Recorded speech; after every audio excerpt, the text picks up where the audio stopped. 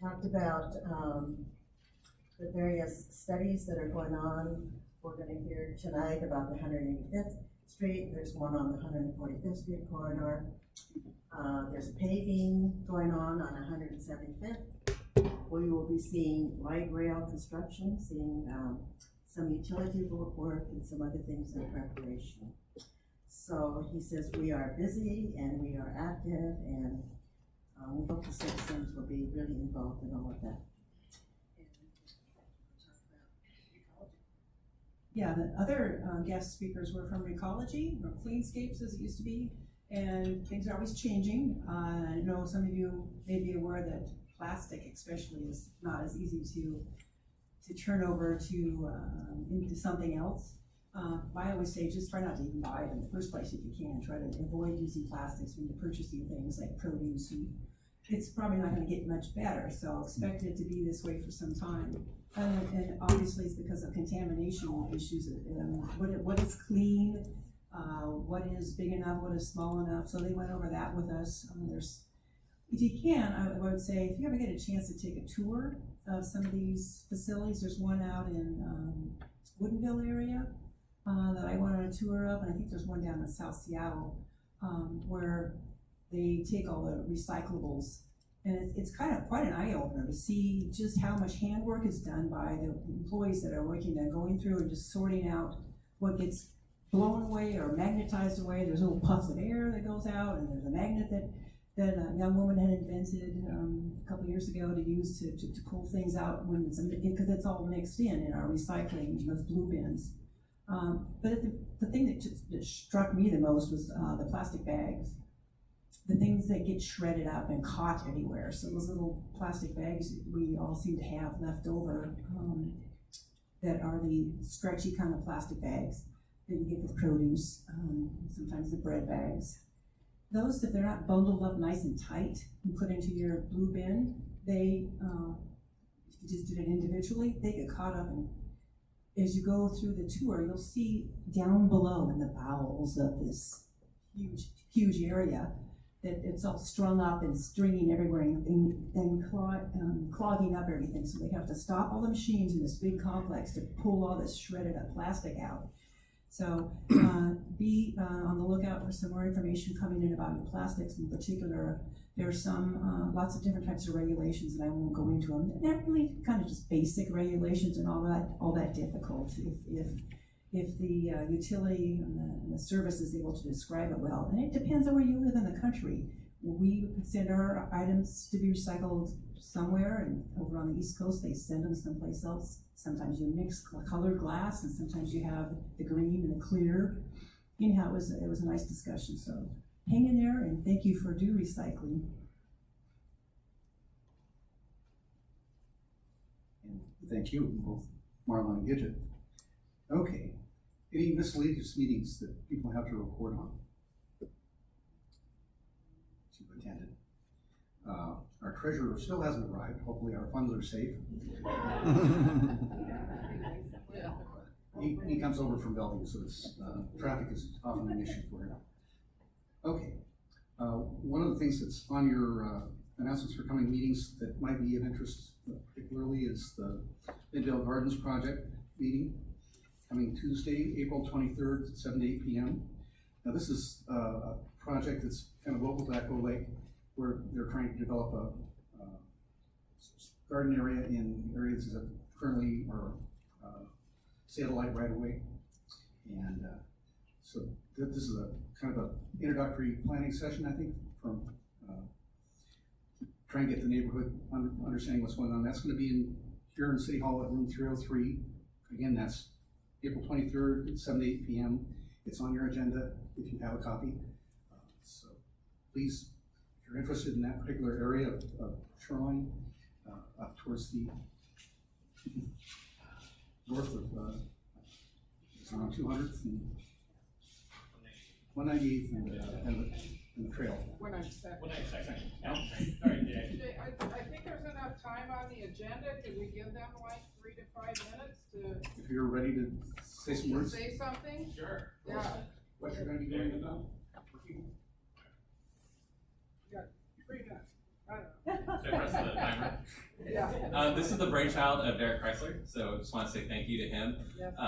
And the idea behind this is that we do have a few right-of-way areas, and in particular, this one has a really large green buffer that goes up against the houses. And because of that, there's a little bit of what we call safety and design miss here. It's very deep, so we have individuals that potentially couldn't camp in it or use it. We just did a big, large cleanup of it last week, but the idea behind this would be to be able to open up the trees a bit and potentially put a community garden in. That would be hand in hand with the Parks Department, as well as hand in hand with other community organizations. So it's a pretty cool idea to get sort of Echo Lake and Elna involved with a multi-consortium of individuals that really want to improve a space and make sure that there's community gardening, there's some interactive space, some interpretive sites for the children. We can't put anything permanent, so the idea would be something that's like a community garden or a small interpretive site that can be moved in case City Light does need to retain it. But the idea would be to be able to fund it through city grants and other things. So this meeting will be to talk about that design, to get public input and comment on what people like to see there, and also to get a lot of good public buy-in of individuals that really want to see some of these areas that are kind of pass-through areas more interpretive and have more activation for young people, especially that want to see young little gardens and things like that that allow them to see things grow. So that's the idea behind it. So talk to Derek. My name's David. If you guys have any questions about that, but it'll go up on here and then it'll go up on Shoreline Area News as well. So thanks so much. Yep, red light, wouldn't you know it? Anyway, hopefully come this Hit the meeting, mic. if not, Hit the mic, Derek. Mike. This meeting hopefully will lead to an actual cleanup of the property. I'm gonna start work on that aspect of it, since I just got this today, about my birthday is that Saturday of that week. So why not tie it all in together and do something?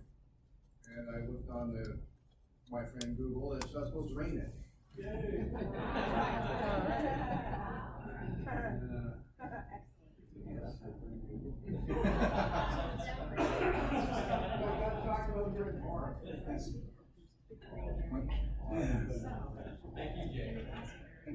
There's another garden thing in about, There's that.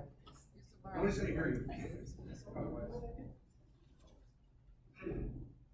in about a month, we're going to be having an open garden at the Echo Lake School. The children have planted a native plant garden there. It is now 10 years old. We have 120 different species of native plants. If any of you are interested in growing native plants, this would give you an idea of what native plants do after a period of time. So it's going to be on May 18th. It'll be from 11 to 2, and it will be announced in the Charlotte Area News. But I want to give you a head up so that you pay attention to it when you see the announcement. Tell them it's the north side of the school. Yeah, it's on the north side of the school on 195th. And you can actually peek into the garden at any time, but they keep the gates locked most of the time, only when kids go in and out, the gates open. If any of you know me, you can call me and I can let you into the garden, and I love to give tours of the garden. So. And just to be clear, that's Echo Lake's elementary school. Okay.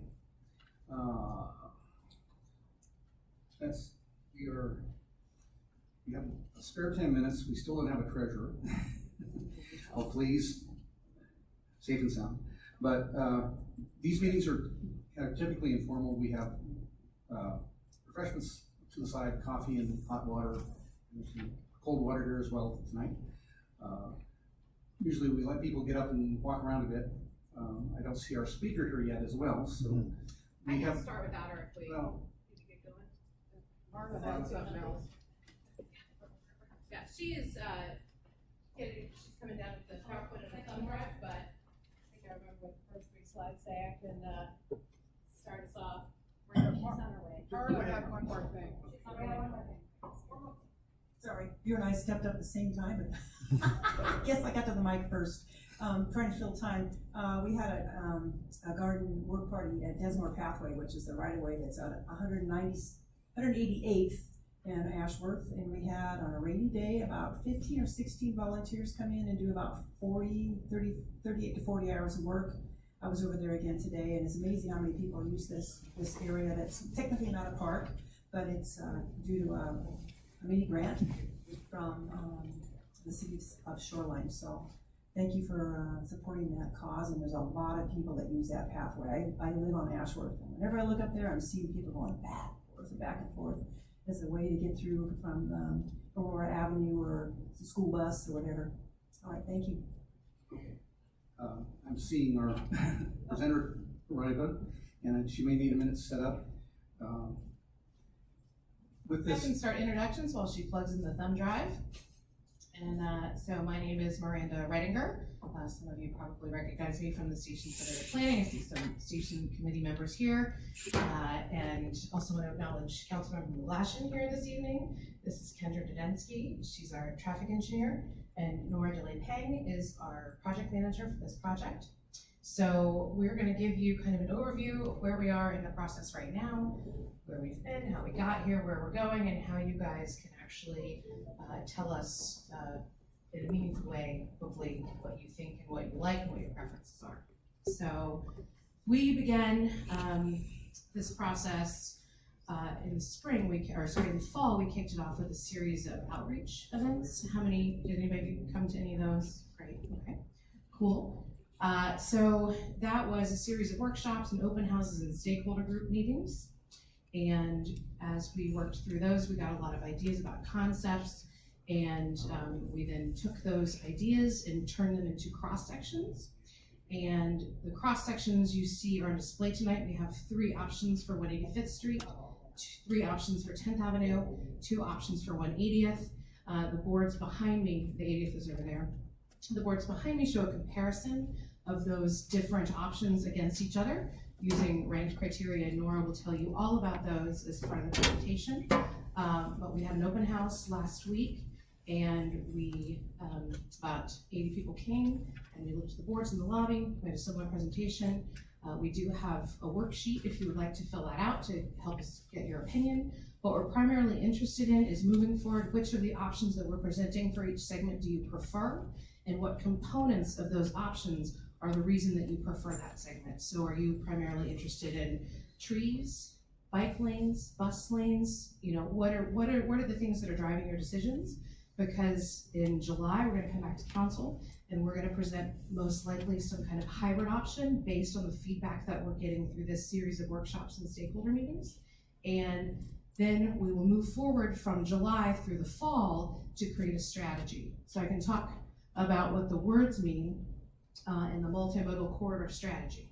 So multimodal is all users, all abilities. It means that we're creating a roadway that works for pedestrians and cyclists and transit riders and transit drivers and everyone who's going to be needing to use this, including Amazon delivery trucks and Recology garbage service and all of that stuff. So that's the multimodal.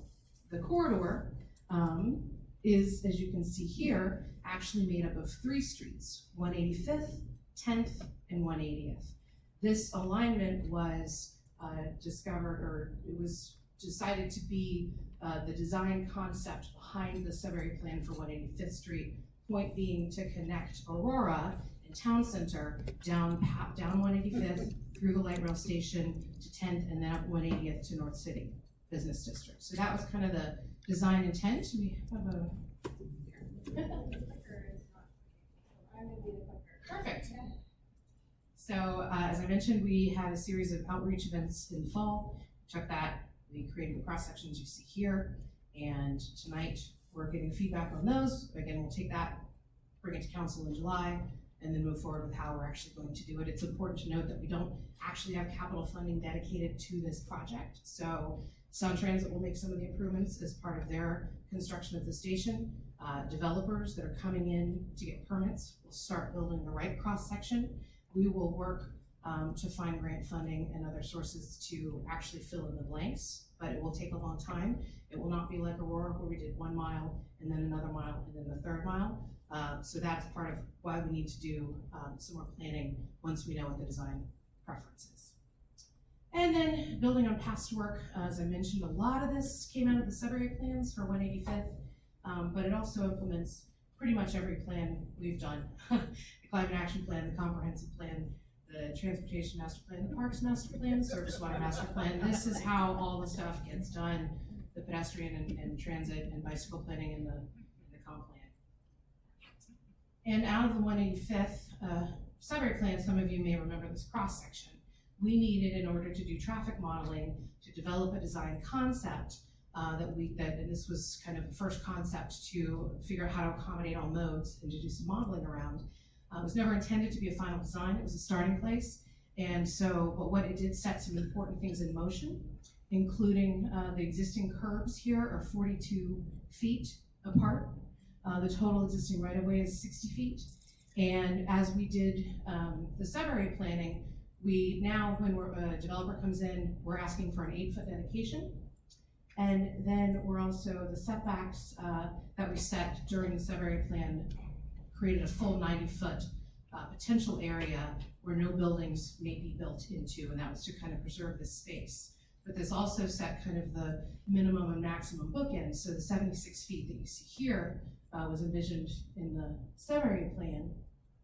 And this particular one, we didn't move the curbs because we wanted to preserve the possibility that as many existing healthy trees as possible could remain.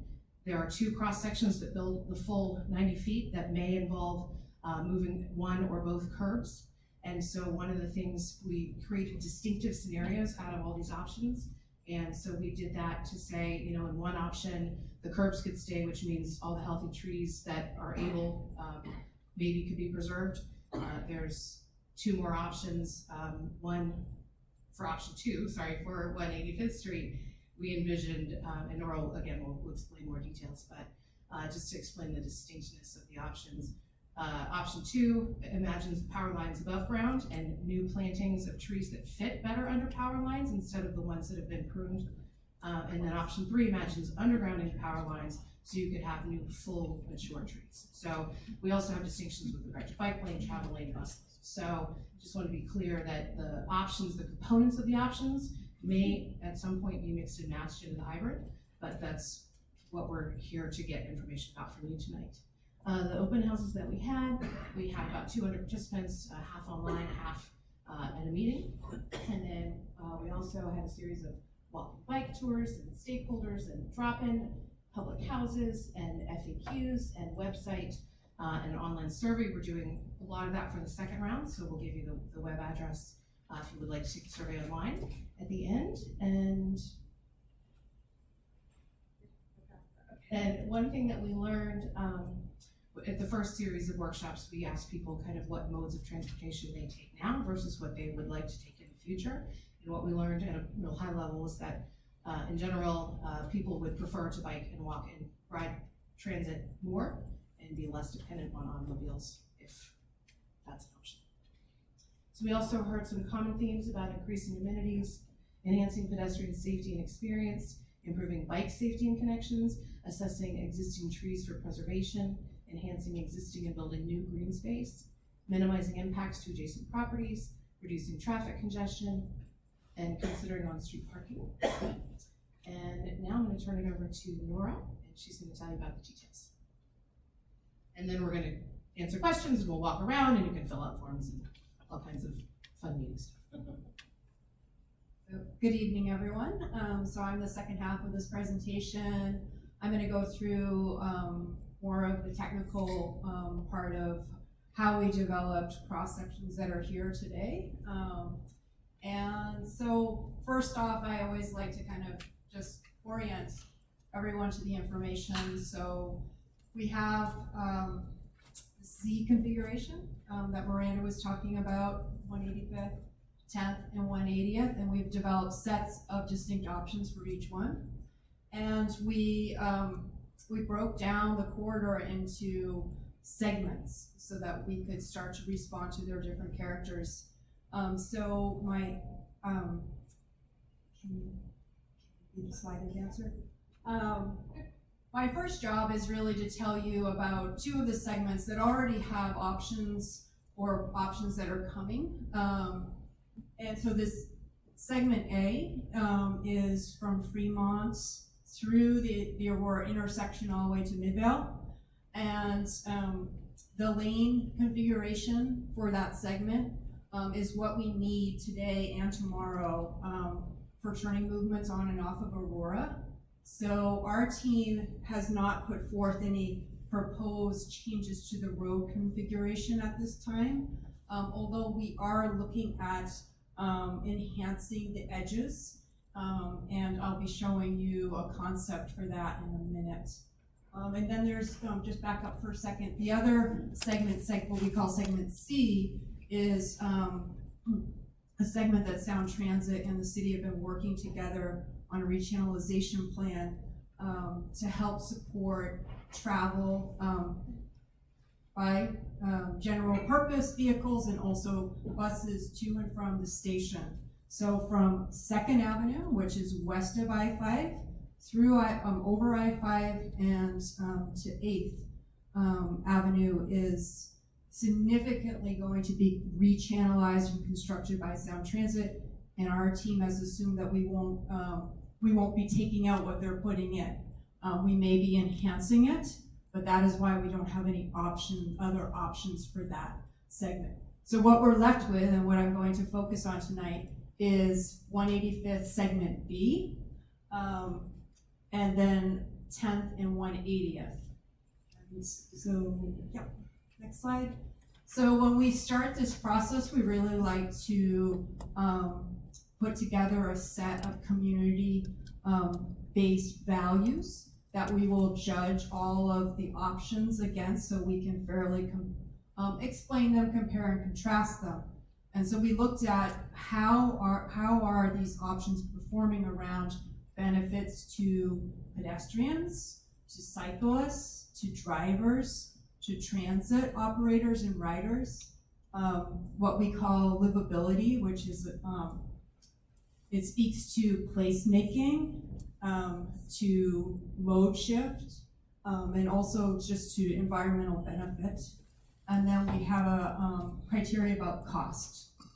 And so with that, our concepts, our options, we put together a very simple color-coded low to high scoring system, and you'll see those on the boards, and I'm going to walk through that so that I can kind of visually communicate how they're performing. And here's our navigation board. So we set up these boards all alike. On the top right corner, there's a navigation map to show you where we are in the corridor. And then we have the draft cross-section, which is like slicing a cake and getting to see the icing on top, but also the layers of cake and maybe berries or jelly in the middle. So that's the section. And then we have a drop-down plan to show how that section would look in plan view. And then we've put together what happens at transit stops. So we put together an inset of what that looks like and another inset of how we could do stormwater and vegetation improvements along the corridor, like rain gardens or bioswales. And then we have a drop down, not a drop down, we have a evaluation matrix color coded. So that's the navigation to the board. Then we brought these all back from the open house tonight for you, but we put together a compilation board of each one of the corridor's options so you can see them all together and see how they're scoring against each other. Great. And so now I'm going to really kind of quickly walk through our options for 185th and start again with showing those important dimensions that set the bookends for our concepts. Miranda just went over this, but on the kind of the minimalist approach, we're looking at an envelope of 76 feet of right-of-way and what we can do in that. And on the maximum approach, we're looking at something just shy of 90 feet and what we can outfit in that space. And then to visually communicate the ideas and the vocabulary that our team is using about these components, we put together this visual toolbox. So when we're talking about bike facilities, there's a whole next generation of bike facilities. It's not just bike lanes anymore. there's buffer bike lanes, there's protected bike lanes, and what does that look like? And we're showing these pictures of them. We're also talking about what sidewalk life could be like, how you can have cafe space. When I say bioswales, what does that look like? What does that mean? And then also just what happens at those transit stops. So this is helpful visual toolbox. And then next, this is just to keep it to a point where your eyes aren't rolling back. But I don't want to have to do that to you. I want to be brief and brilliant. So we have 3 options for 185th. And the minimalist one, option 1, looks at preserving that 3-lane configuration, existing curb to curb, investigating how we might be able to save healthy trees. But the real enhancements here are on like the sidewalk zone, the wings of this corridor, and what we can do better to enhance those amenities. Right now out there, there's 4-foot sidewalks, you know this, and those trees are squeezed into 4-foot mow strips, or we call them amenity strips. And our city really wants to bring those up to standards. Our standard sidewalk is 8 foot for this corridor. And so you'll see that, and we'll have time just to walk around and look at those. Option 2 is looking at expanding the roadway and having a 4-lane configuration, which would include travel lanes for cars, but also dedicated lanes for buses. So really help increase the frequency of bus service along the corridor. I just really want to quickly mention that King County Metro, as well as Community Transit, has plans to increase service along this corridor, and they want to be ready for business and making those connections the day the light rail station opens. And then our option 3 is looking at a 5-lane section. So that's 2 travel lanes in each direction, and then there's a center turn lane. And then putting a shared use path on the north side of the street. Okay. So we'll just keep going, and then we'll have more time really to answer your questions and walk around and look at these boards. So for 10th Avenue, just quickly about the existing conditions, the right-of-way is 80 feet wide, and the land use is what I call asymmetrical. So on the west side of the street, it's zoned for MUR, mixed-use residential, up to a 35-foot height.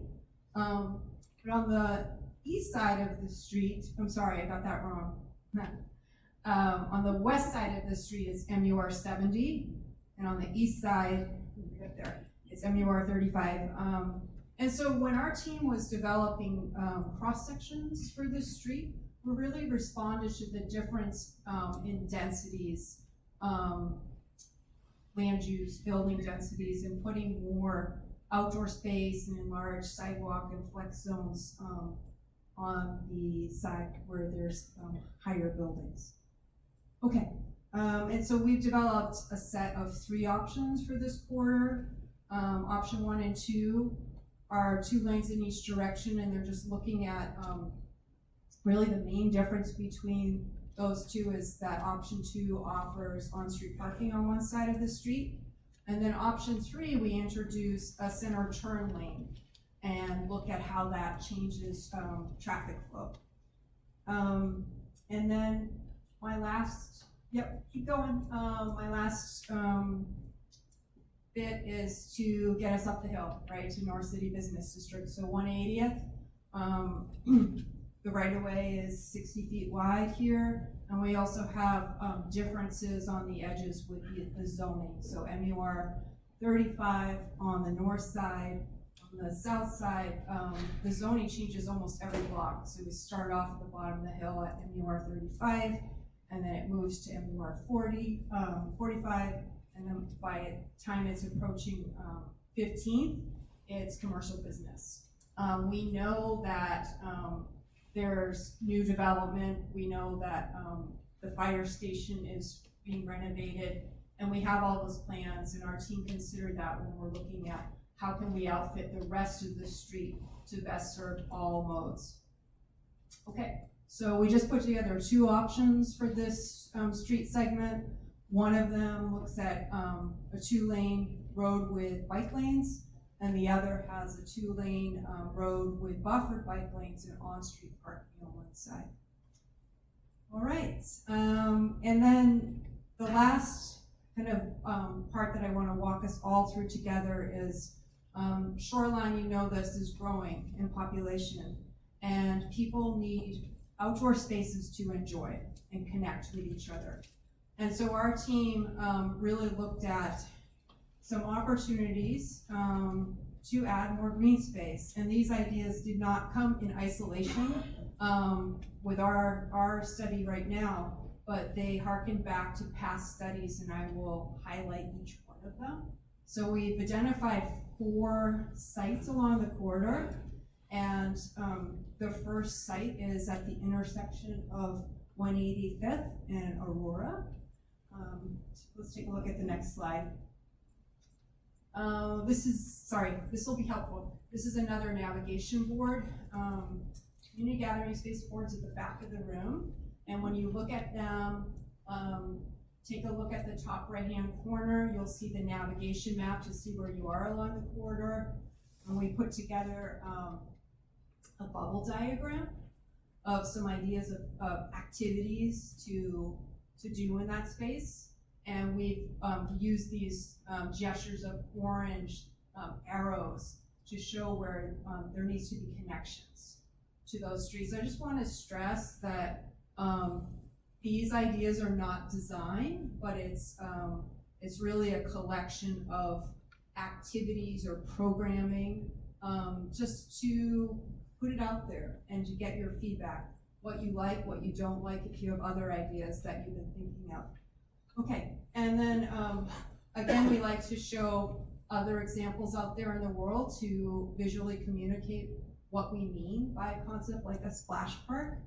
And then last little bits of information, we have some aerial maps, and we also have outline opportunities and constraints. And so with that, now I'll just kind of walk us through a little preview of some ideas that we're thinking for each of the spaces, and starting with where did this all come from. So on 185th in Aurora, this space, half of this empty lot is owned by the city, and you probably all have seen and enjoyed the new mural that welcomes the community. And this space is actually part of Shoreline's art plan as a collection or a series of spaces along Aurora corridor for placemaking. And we thought that we should look and pay attention to how could we complement the beauty of this mural with something going on the ground plane. And so what about having colorful plantings there?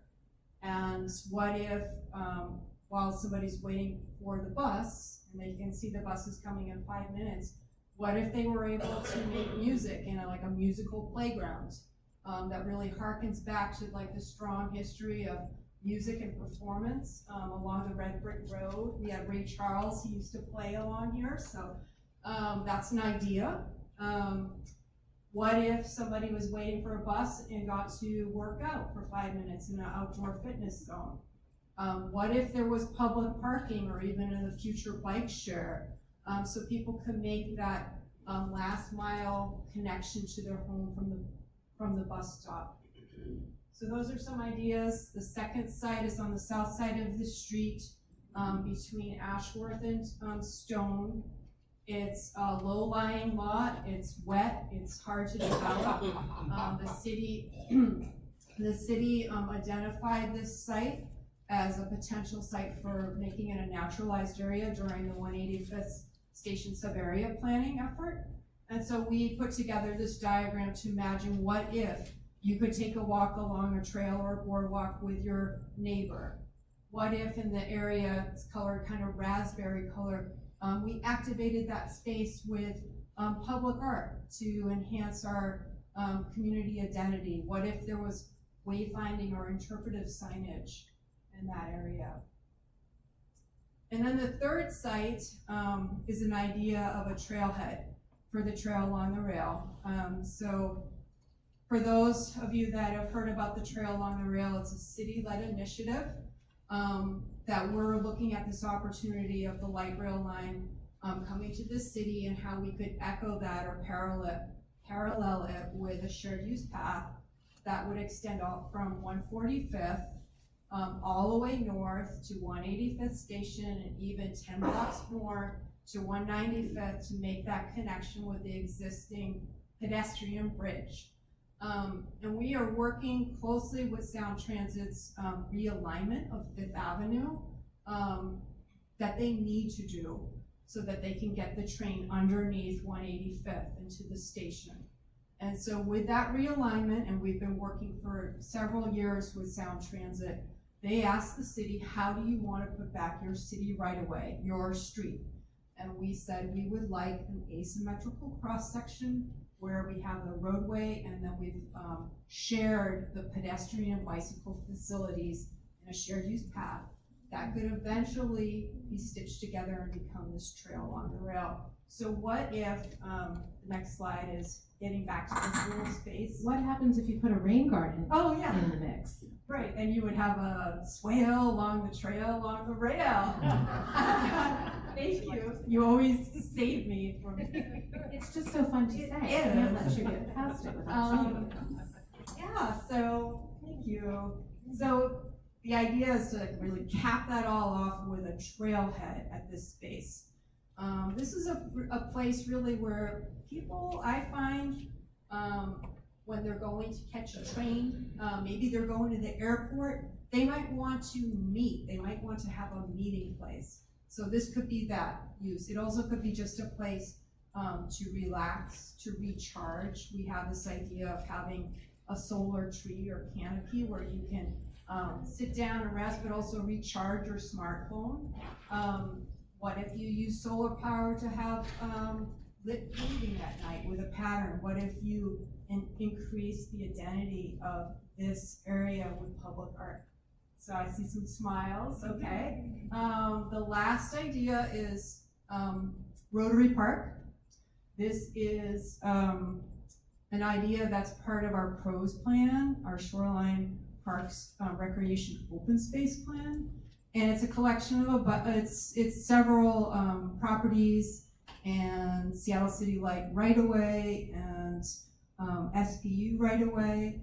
And it would be looking at really bringing all these spaces together to offer something for everyone. So what if this space was, you could go hear a concert or an outdoor movie, or you could get lunch with friends at food trucks, or you could garden in a pea patch, or you could splash around and play. So those are some ideas that we're bringing to you, and we put together this worksheet that you'll get an opportunity to work through this tonight. It really just goes through the content again on the boards, and we all want you to like kind of get up and mingle and walk around. But it asks you which one of the options you like the best. And then the next question is why? Because we really want to aggregate all this data and understand why a concept stands out to you. So for example, for 185th, if you said you liked option 3 the best, the next question is, now pick 3 of those components that really stand out. Is it the pedestrian element, the transit element, etc.? And then there's opportunity to add more comments. And so it just goes through that for the other corridors for 10th and 180th. Same format. And the back side of this has a nice menu of those options that I talked about for each of the community spaces. You get to check off which ones you like, write in some new ones, give us some additional comments. We have mirrored this worksheet as an online survey.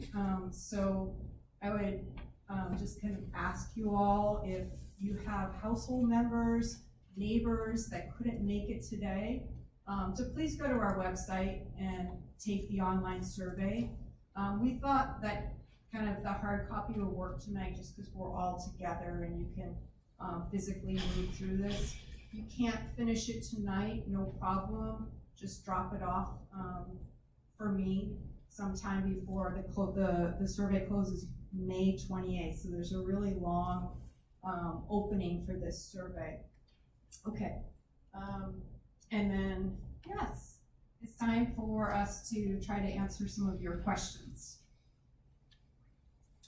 Yes. Laura, you mentioned Metro and community transit on 185th, and as people look at those options, what more do we have from them in terms of the amount, what their ask is? Because that seems to me to be a big, do we have bus-only lanes or don't in those options? Can you just expand on that a little bit more of how much traffic we think will be there in terms of buses and how we get that into our thinking?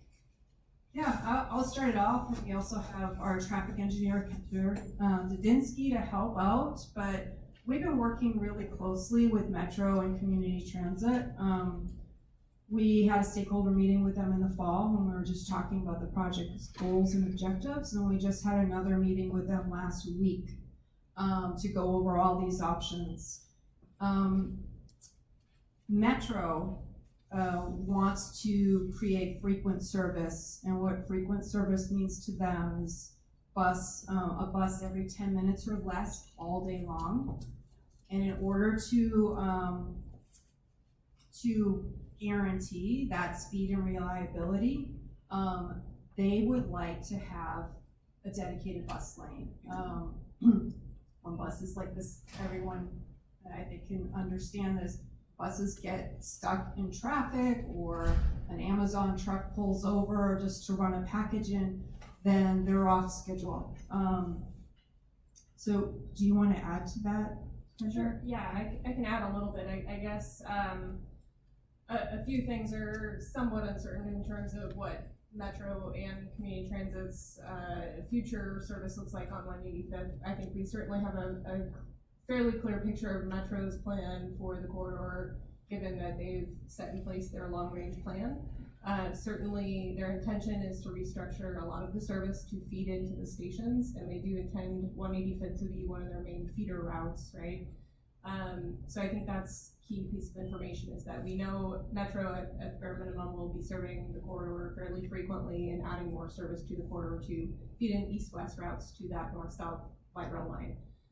In terms of community transit, that's another high-capacity transit line that they're talking about breaking down into Shoreline.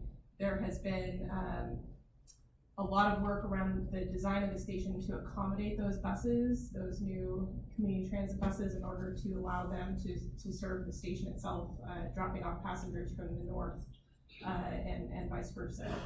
So one of the key benefits I think that the CT, the community transit routes, bring is they'll be serving with that bus rapid transit in a high frequency manner between the 192nd park and ride to the station. So that's important because there's a lot of parking there.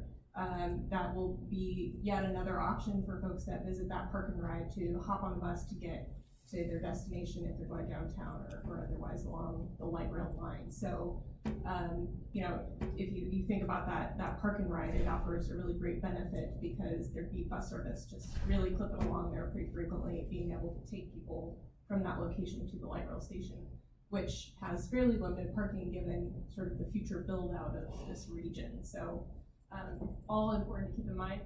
I would say that the caveat for community transit is that they, in order to serve 185th, I think they need a fair amount of assurance that they'll be able to do it reliably and in a quick manner. So I feel into the future that it's fairly likely that in order to keep them on the corridor, we would need to have dedicated lanes, because the future of that corridor looks congested without dedicated lanes for buses. So that will be a key component for them, I think, into the future.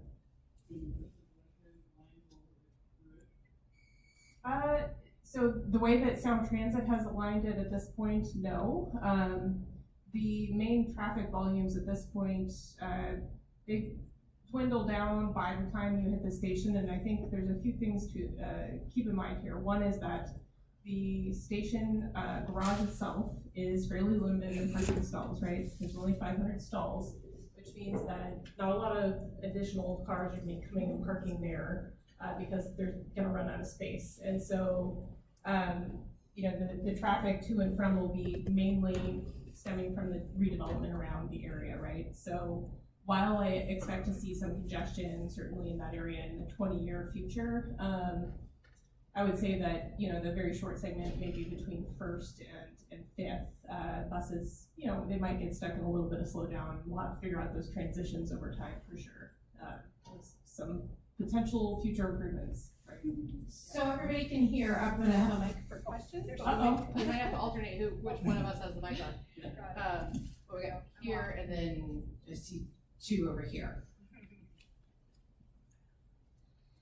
Has anybody figured out how you're gonna get on and off the side streets? Because it's horrendous now. I drive that route at 4 o'clock in the morning, and I come back at about 6, and it's packed. So people getting off of Stone, Ashworth, any of those cross streets, is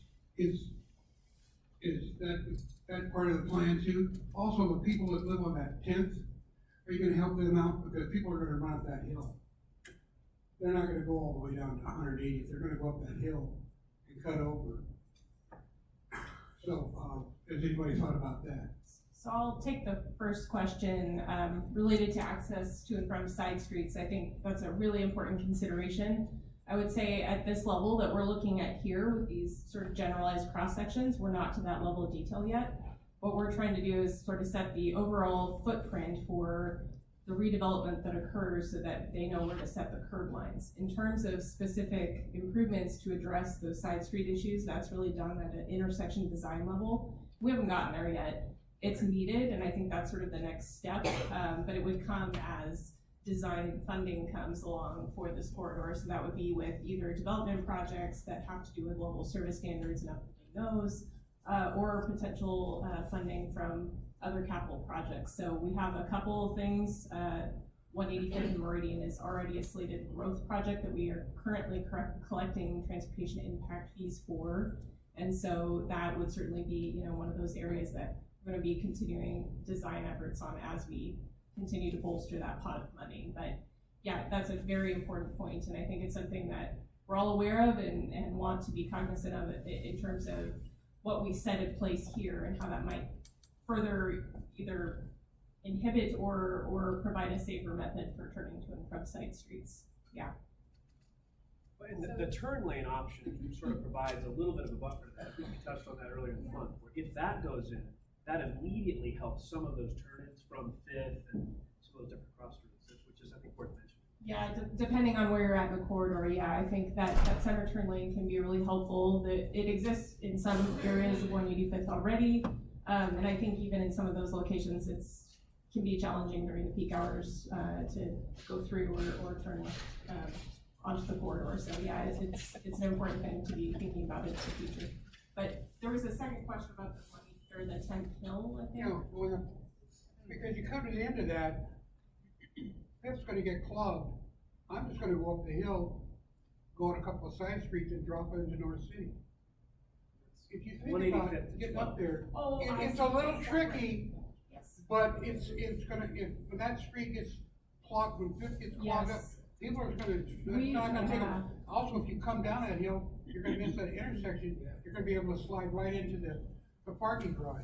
Yeah, we've got some feedback from folks already on that, and it is something that I think we're primed to consider traffic calming for, certainly, because there's the access. I think you're talking about 185th, that it basically feeds right into 15th if you cut through the neighborhood streets, yeah. Right? Yeah, so that's something we're certainly aware of, and I think we'll be addressing probably sooner than later with traffic calming efforts. And then real quick, just back up to a high level, real quick, we are also working on updating the master street plan, which goes in the engineering development manual, because development is happening on more than just 185th, 10th, and 180. And so we are kind of taking template, 10th is a great example of kind of a template that could be expanded north and south. And so we're also looking at the 1st and 5th and 8th and 10th and all of the streets that connect both of the sub areas. And we'll be working on that. So it is something that staff is considering at a high level, because obviously there's more traffic doesn't stick to the corridor. Yeah, I had an opportunity to talk with a couple that just had moved into the Dinsmore Avenue townhomes that were built about 2 years ago, and they live on the northern end of that 5 units.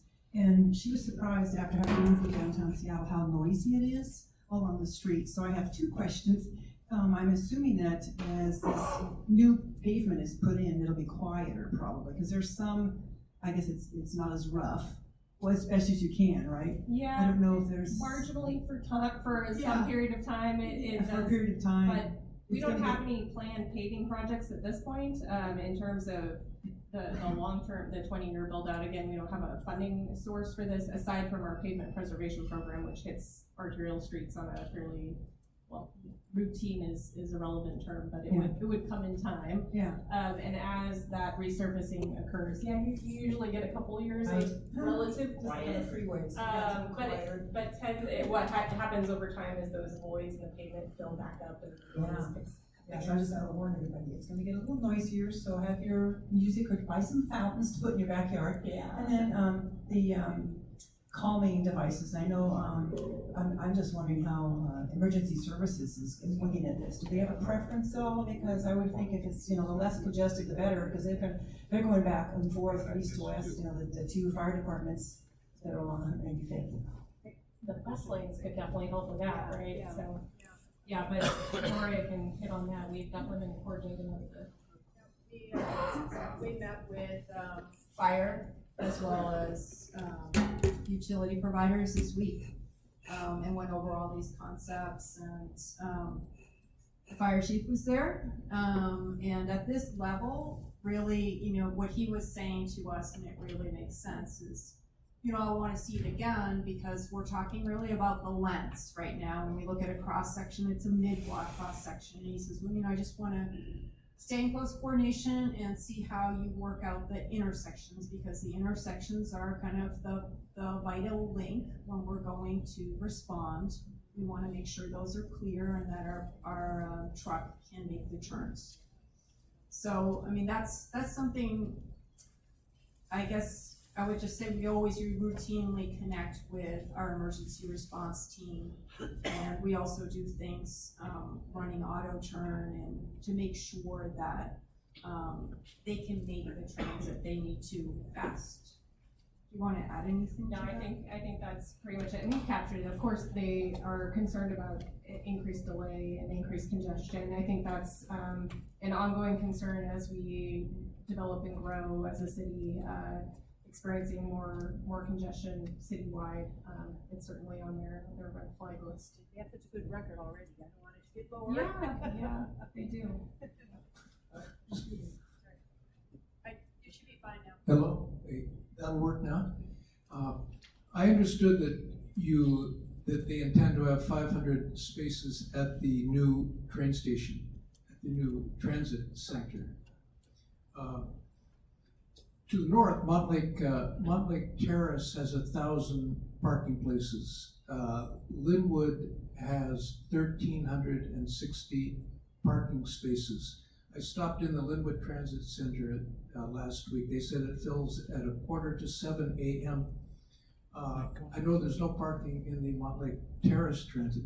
I would think your 500 spaces would probably go around 6 a.m. in a couple of years. And I'm just kind of wondering how much then the traffic, I imagine a lot of people will be parking on 8th Avenue and 10th Avenue. There are more streets around this transit center, residential streets, than there are on the 236 Montlake Terrace. It's very difficult to park. You have to walk a long ways, but there is parking even over on the school side.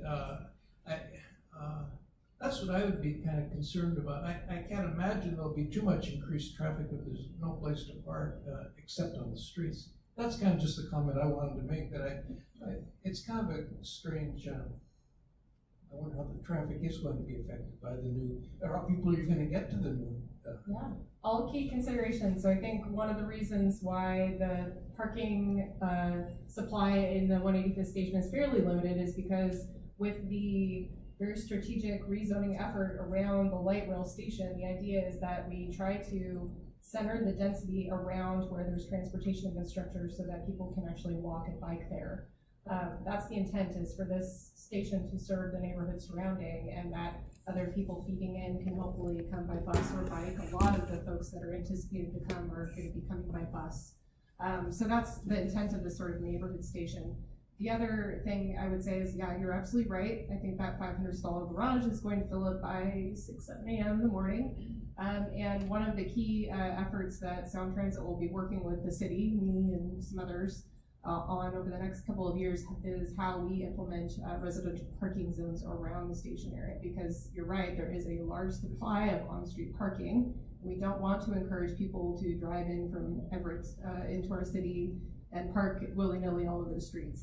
That's not good for the environment, and it's not good for our residents. So that's something we'll be working with Sound Transit to try to mitigate early on.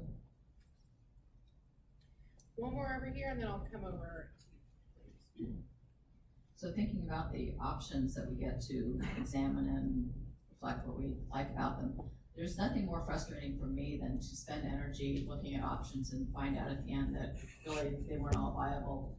So when I hear you talk about the traffic expected from buses and how Metro wants a dedicated bus lane, are they the drivers and that sort of thing? Where are those decisions made? Especially at that level.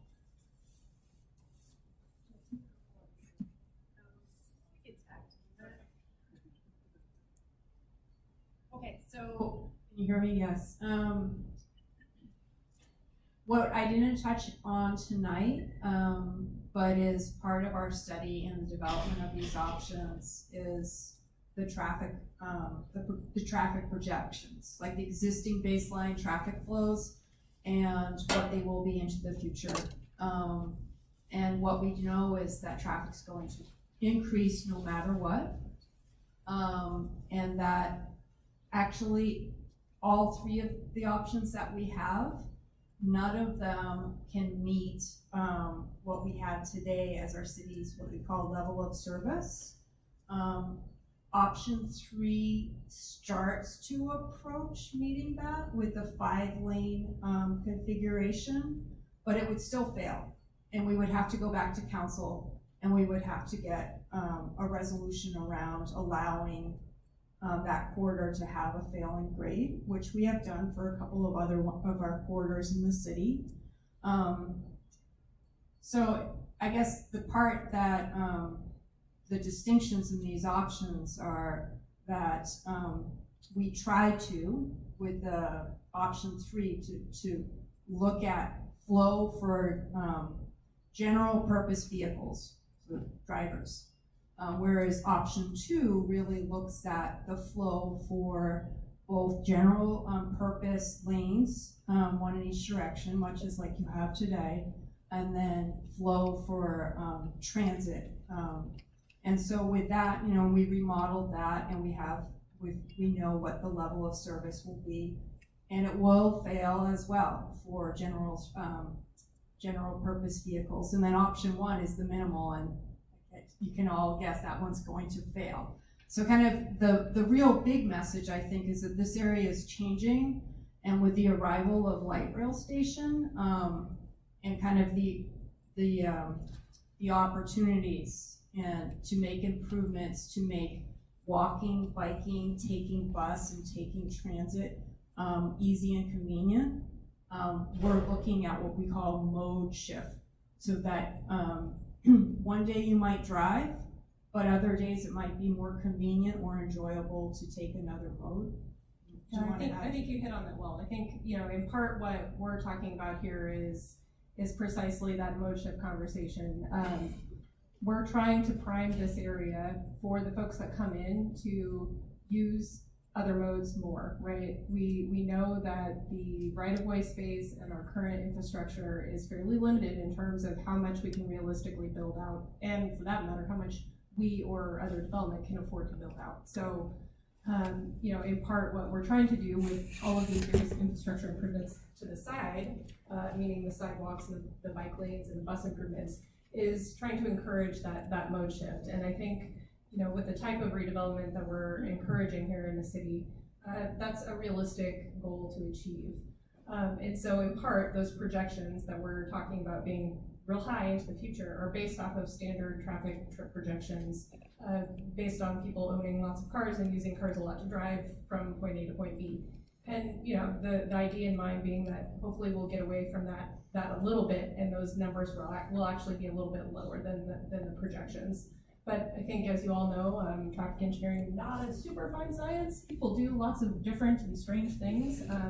So we're just trying to set the vision and work to create or use carrots to get there, right? And really make other modes enjoyable to use. In terms of the decision making, I think that was part of the question. There isn't any single decision maker, I would say. This is a lengthy process where we're trying to gather as much information as possible. We've not heard a straight answer or a straight ultimatum, I would say, from anybody, including transit, saying that if you don't do this, we're not going to serve the corridor. Absolutely not. Nothing of that nature. So I think, we're all working together with the various stakeholders and the community to try to balance what is the best option here and how do people want to move down this corridor and how do they want it to affect the sides of the street as well. How does the character change as you potentially build out to a 5-lane section, right? That completely changes the nature of your neighborhood down that corridor. And so we're just trying to gather data right now. And frankly, I don't think we have a real clear and final idea of what the best option is from any various stakeholder here. No, we don't, and really, as I mentioned earlier, we're going to council on July 15th. And council will decide what the preferred alternative is, and then we will go back and figure out how to make that happen. So, that is gonna be, we're gonna take all the information from this as we fold it in the information from the fall. We're gonna come up with a report. There's a report that happens after each of the outreach series events. And so everybody's data, because we like metrics and data and stuff. So we're gonna take all that, we're gonna put it in a report, and everybody can see it and see the comments that came in, and see the common themes, and see which components were favored and which options were favored. We're gonna take all that to council, again, possibly as a hybrid of some of the options you see now and some of the components you see now. They may be rearranged, and we're gonna take that and feed it to them with all of the reasons that the transit providers prefer this, or the fire department prefers that, or the large property owners, or all the information does get fed into decision making. So we really do care about what elements are important in your decision making. Okay, 2 words: fail and prohibition. Okay, they go together. So when you've got your 185th failing, and this is absolutely no surprise. It should not be a surprise to anybody in the city. This was predicted. How could you not predict that this would happen? So you come to prohibition. You make people not drive. You just outlaw cars.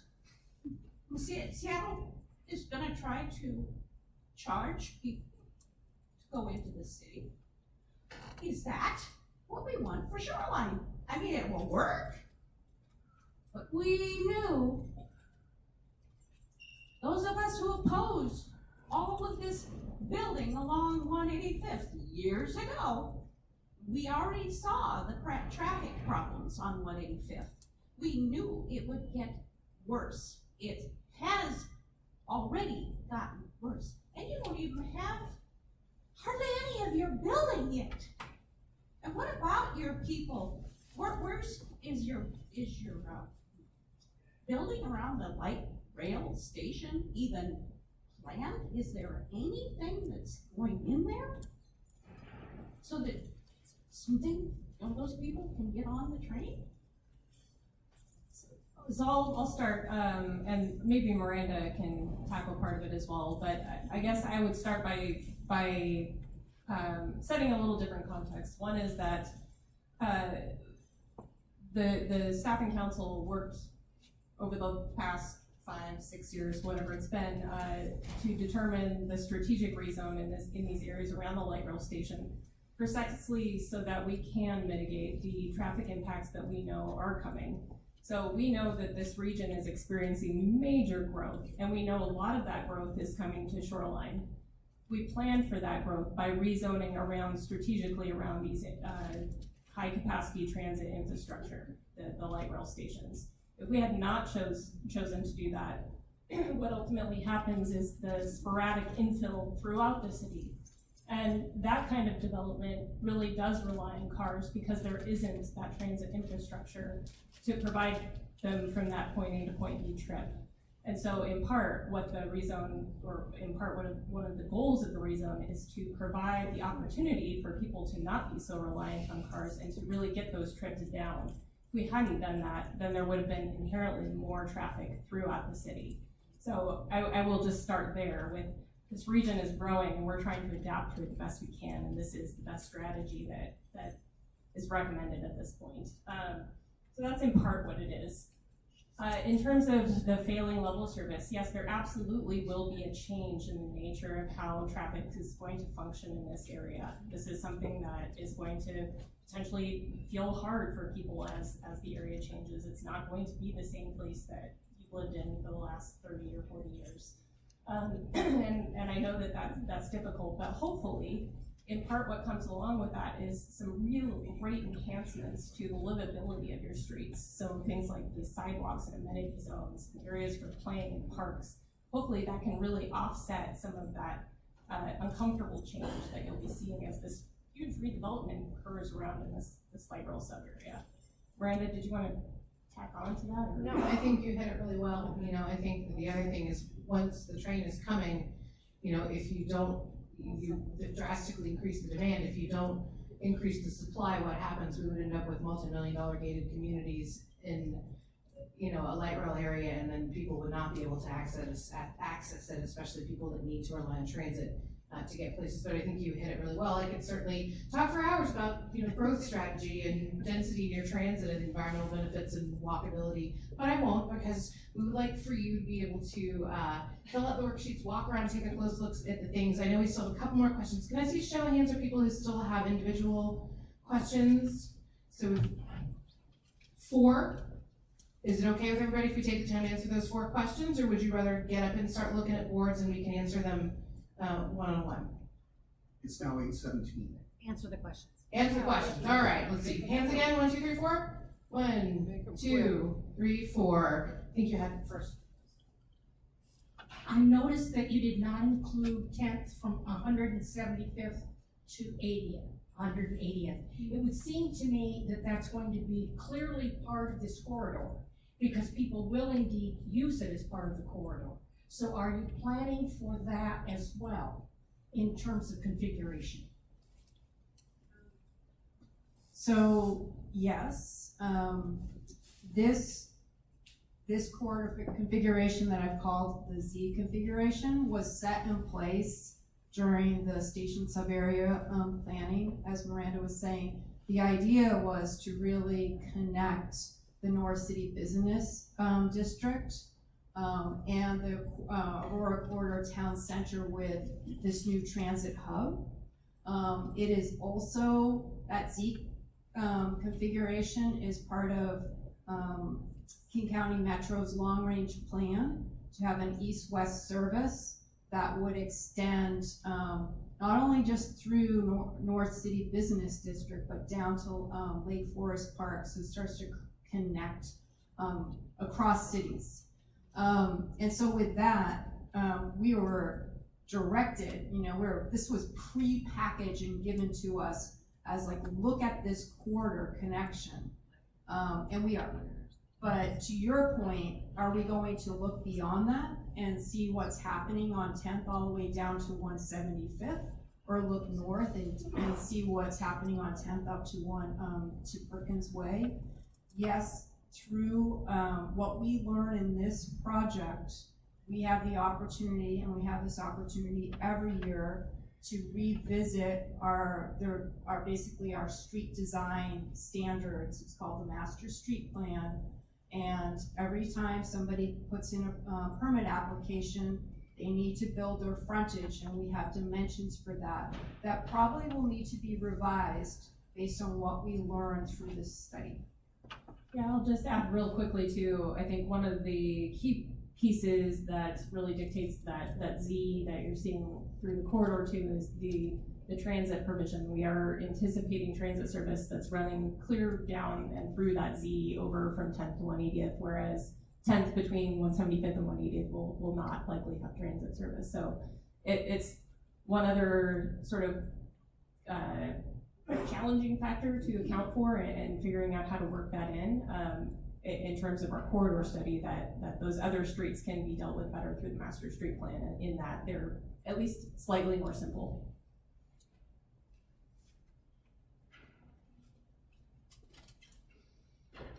If you're going to have a dedicated lanes for transit, that cuts down way what cars can do. Yes.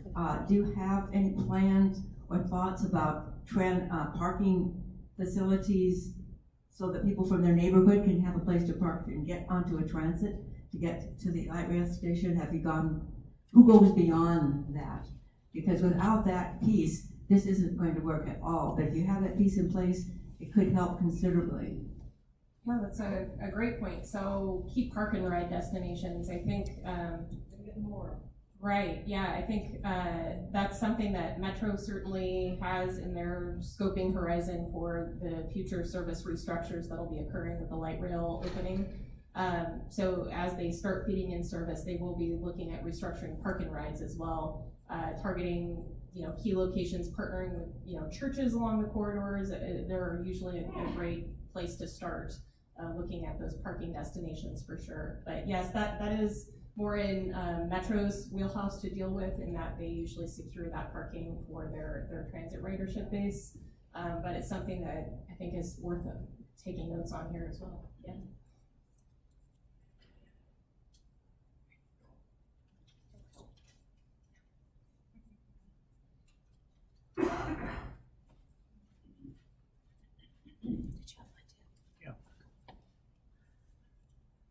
My question was along with Donna about park and ride, and Pat mentioned the station parking. The park and rides that I see in the local area are full and overflowing. Yeah. So I think that's going to be a big issue. So is it expected people will take the bus from their homes? Or if they need to drive to where the bus is, that's going to be a problem. Yeah, I fully agree with you. I think Metro in particular is facing a lot of these tough challenges right now. They're seeing a lot of their ridership actually drop because of services like Uber and Lyft, because people really do have a lot of trouble having that last mile connection, what is called that, or the last mile connection from a house to a park and ride facility or to a transit stop. It's very challenging for a lot of folks to make that connection. So, in part, I think hopefully with some of the redevelopment that occurs in the infrastructure that goes in, hopefully it'll become a little easier to walk to and from these transit stops or bike to and from these transit stops. But certainly parking management is a key piece that we will need to be figuring out. That spans all across the board in terms of the residential parking zones, in terms of where do we actually want to target parking for people to use to access transit, and how much do we want to invite that in? How is it managed by Metro? Are they going to start permitting parking at their park and rides because a lot of users that park there aren't actually going to transit? There's a lot of really challenging questions for transit to be addressing in conjunction with the city over the next few years, for sure. Absolutely a key piece. Just a quick tap onto that is that King County Metro is saying, and what they're saying, they're no longer a transit agency, they're a mobility agency. And so they're really looking at not only their fixed bus routes, but really rolling out some of their other options, like on-demand trip shuttles. And they're doing 2 of those, piloting those right here in Shoreline right now. So when we look at, you know, what's gonna happen in 5 years when the light rail opens, or another 5 years, things are responding to the need. And just one last note about parking, and then we'll get to our last question, and we'll get to look at some boards. Well, go ahead and ask your question. A quick observation and a question. I used to live in Toronto, and if you've ever been there, you can see that along the subway, which has been there for quite a while now, of course the weather's different there, but you see 10, 15, 20-story buildings where the transit station is, or the subway station, and then they drop down. And about 3 miles later, another clump of 20-story buildings. Another 3 miles later, another clump of 20. Why? Because everybody wants to walk down the elevator, especially when it's 20 below in January. But that principle still would apply here. So there's probably thousands and thousands of youngish people without a lot of kids who wouldn't mind living in a nice condo somewhere where they can go down the elevator and go right into the train station. And in principle, we should have another 10,000 units right at Northgate going pretty tall where people can, you know, with this car stuff is very costly in so many social ways. So sorry, that's my observation. Quick question. Civilized places have their power lines underground. It would be nice. Talk to anybody from Europe who comes here and laughs at our power lines above the ground, but I digress. But of course, the cost differential is highly relevant. Do we have some sense of what we have to give up, or the opportunity cost there for going underground? Especially when you're doing a lot of work like this, it's so much easier to take it all in one shot.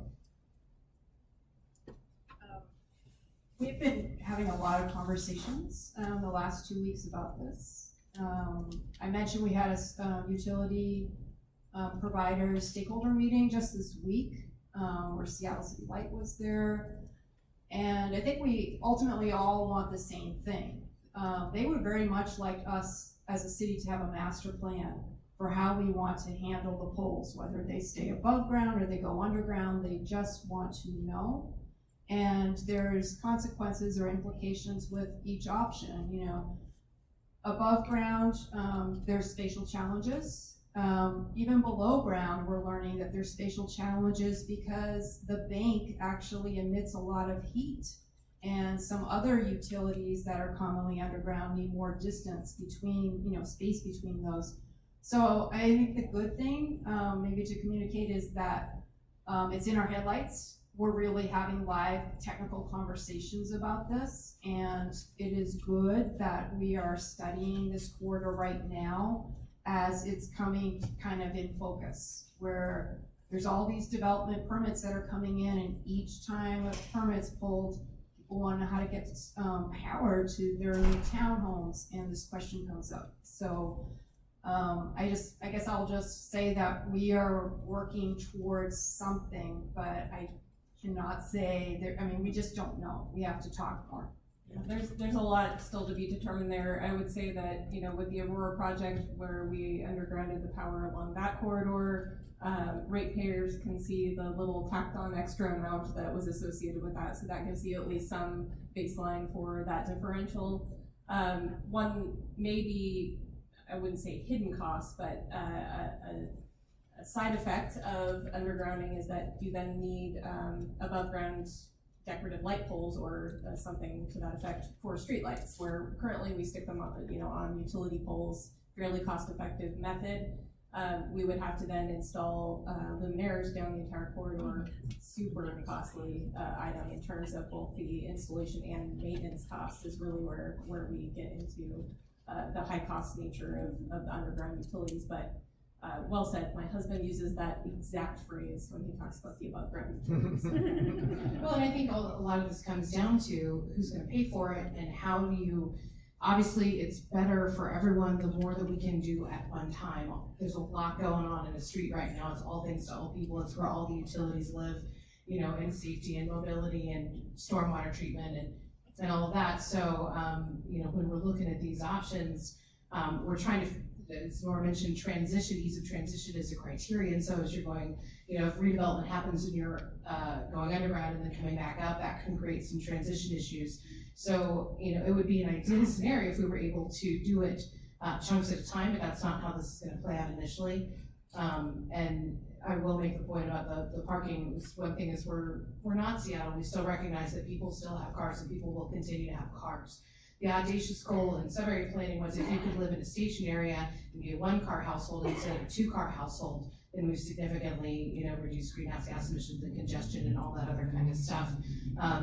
In Vancouver, yeah, they do have really high density and then step down pretty drastically.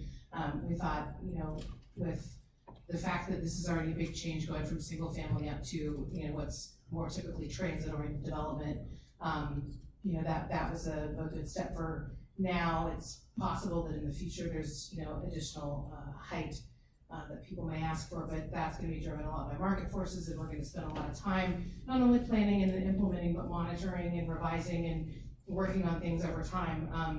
But we do require parking for developments. We do require parking we ask for parking at the stations because we have a different philosophy. We may not have as many spaces as Montlake Terrace, but we have a lot more than Seattle. So now I think we can make these worksheets available if you'd like to fill those out. Otherwise, just walk around the room, look at the boards, ask additional questions, and just thank you for coming tonight, and visit the website, tell your friends. Thank you.